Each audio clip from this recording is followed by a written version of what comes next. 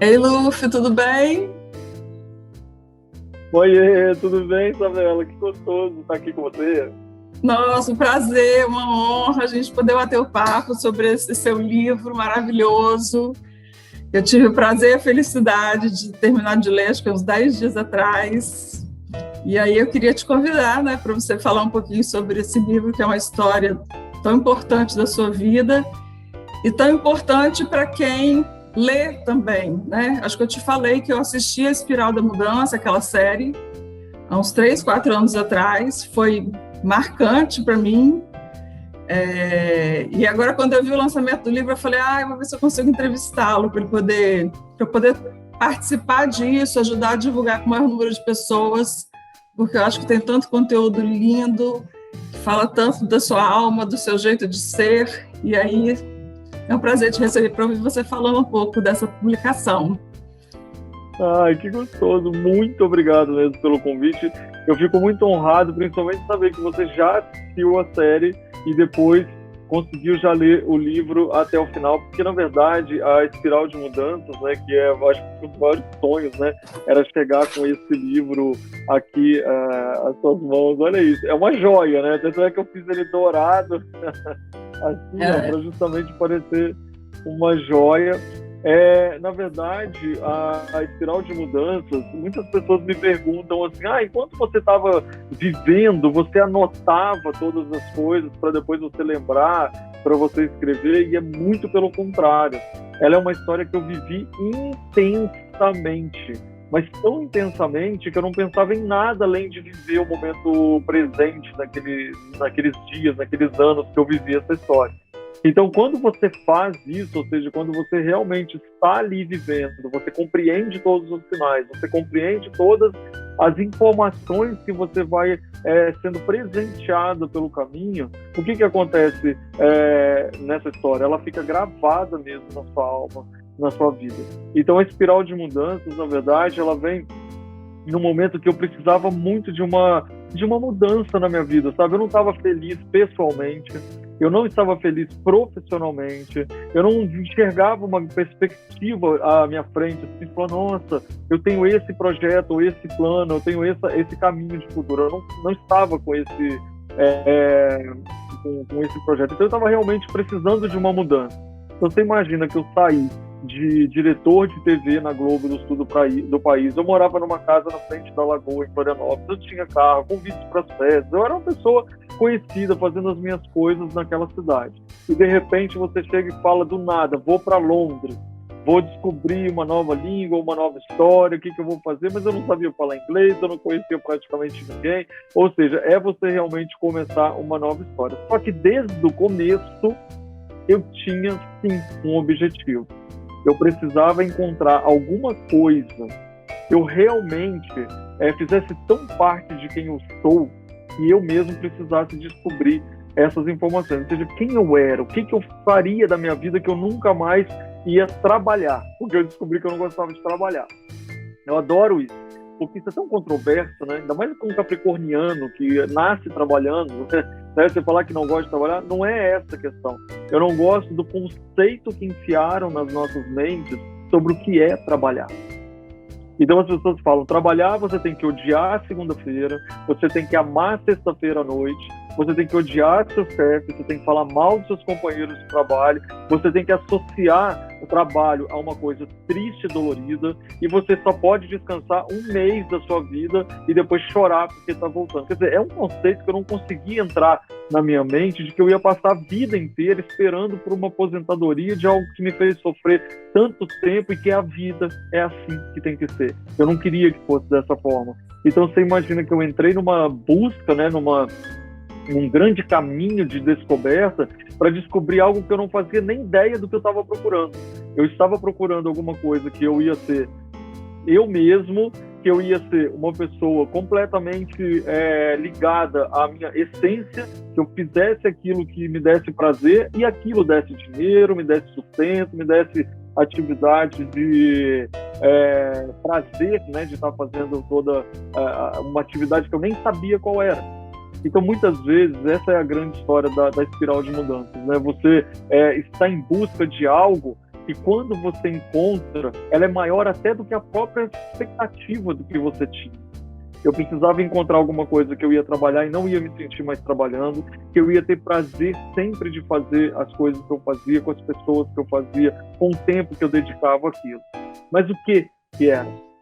Eu não fazia nem ideia, porque naquela época que eu era diretor de fotografia, eu era diretor de programa de TV, e não, a fotografia ela não era presença na minha vida, porque em Florianópolis a gente não tinha tanta tradição assim, de revistas e, né, o mundo da moda não era, sei lá, não fazia parte da minha vida. Eu levei 1 ano e pouco em Londres para falar, nossa, me tornei fotógrafo. Mas a grande história era a fotografia? Não. Era o que eu podia mostrar como eu via o mundo. O que aconteceu nesse livro, que foi uma coisa muito interessante, que eu voltei, esse livro, ele tem uma história de magia muito interessante, mas magia no sentido mais prático da vida, é que é o seguinte, que quando eu escrevi esse livro, foi logo depois que eu cheguei da 2ª temporada de Londres.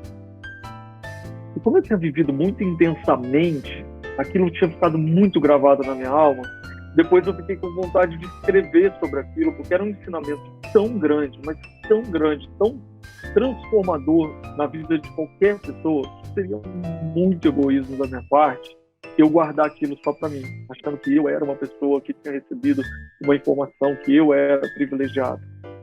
Eu precisava espalhar isso para todo mundo. Então eu escrevi esse livro. E tudo que eu escrevi nele, toda a história que eu escrevi, eu tinha certeza muito absoluta daquilo que eu estava fazendo, porque eu mesmo tinha aplicado tudo aquilo.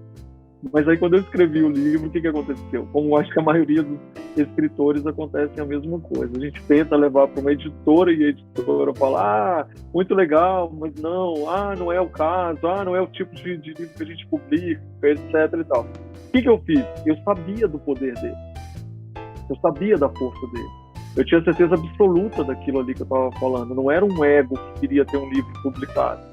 Era bem longe disso, na verdade. Era muito mais uma vontade de compartilhar com as pessoas. Então eu guardei esse manuscrito, né, esse primeiro original, na gaveta. Perfeito. E os anos foram passando. O dia que eu descobri o YouTube, que o YouTube veio na minha vida anos depois, eu falei, nossa, peraí, então se eu estou fazendo alguma coisa no YouTube e eu tenho todo aquele segredo para contar, eu vou transformar numa série, não vou precisar ficar dependendo de uma editora para eu poder fazer. Eu mesmo falo aqui no YouTube, conto para todo mundo e tá liberado a minha história de compartilhar, porque eu tinha essa missão de compartilhar com vocês essa história. E foi assim, então, que eu fiz a série Espiral de Mudança. E a história foi rodando, Isabela. E aí, o que acontece?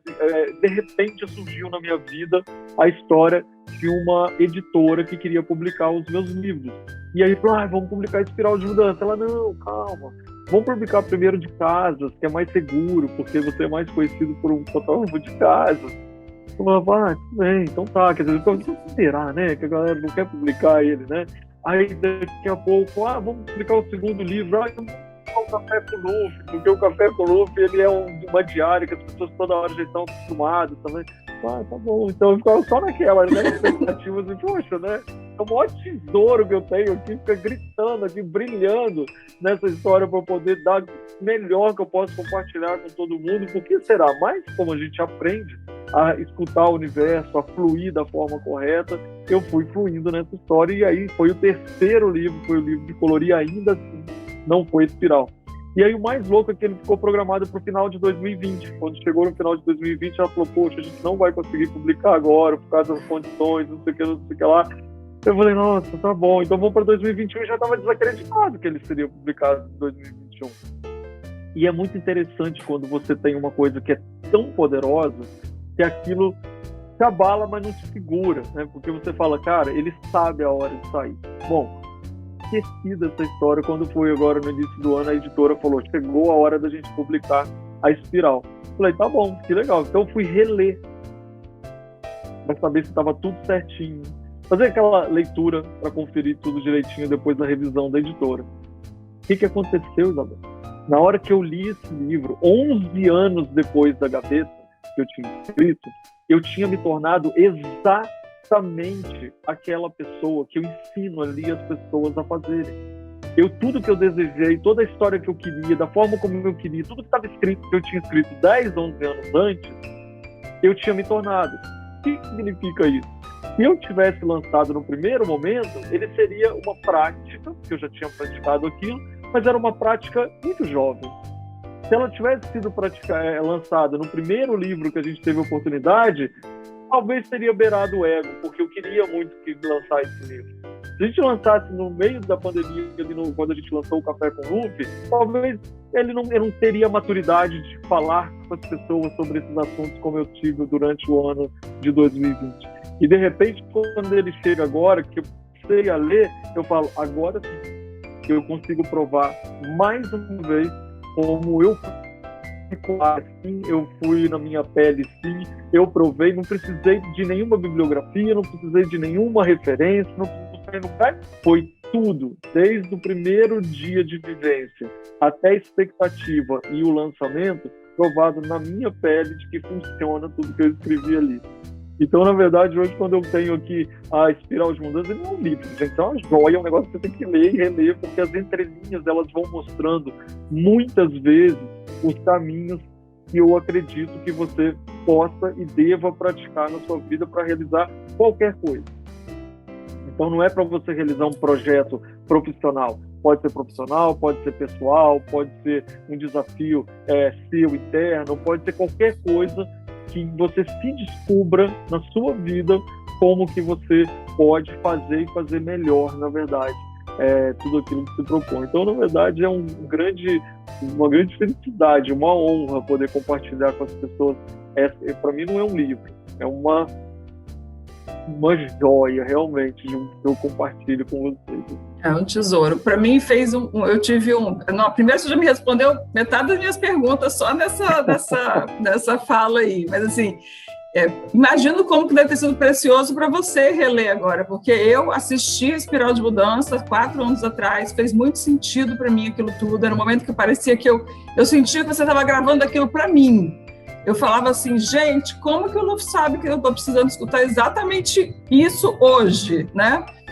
E eu sempre continuei acompanhando seu canal, sempre vi você se posicionando no seu canal com esses mesmos valores, essa mesma postura de vida que você aprendeu, que você construiu nessa trajetória.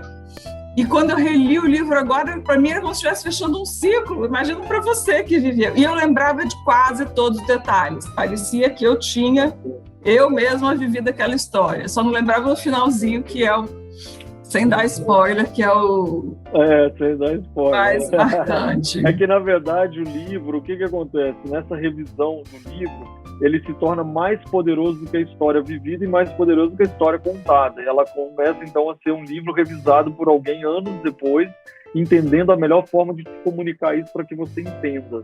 Então, ele é muito inspirado em fatos reais, mas, por exemplo, ele acontece. Na história real, eu fiz uma exposição só com mulheres. Nessa aqui eu não faço exposição só com mulheres, eu faço exposição com pessoas que a gente precisa ir valorizando ao longo do caminho, que são os grandes mestres que vão ensinando.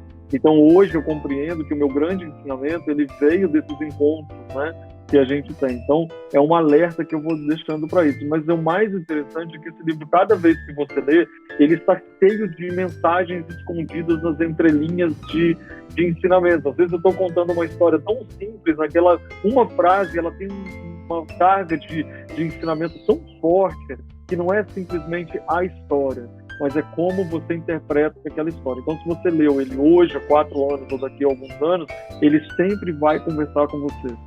É isso que é o mais interessante, não é a história da minha vida, não é uma biografia, não é uma história que eu simplesmente estou contando através de uma história vivida, algo que você vai compreender porque está sendo escrito para você mesmo. Entende? Realmente, você falou bem o que é escrito para você.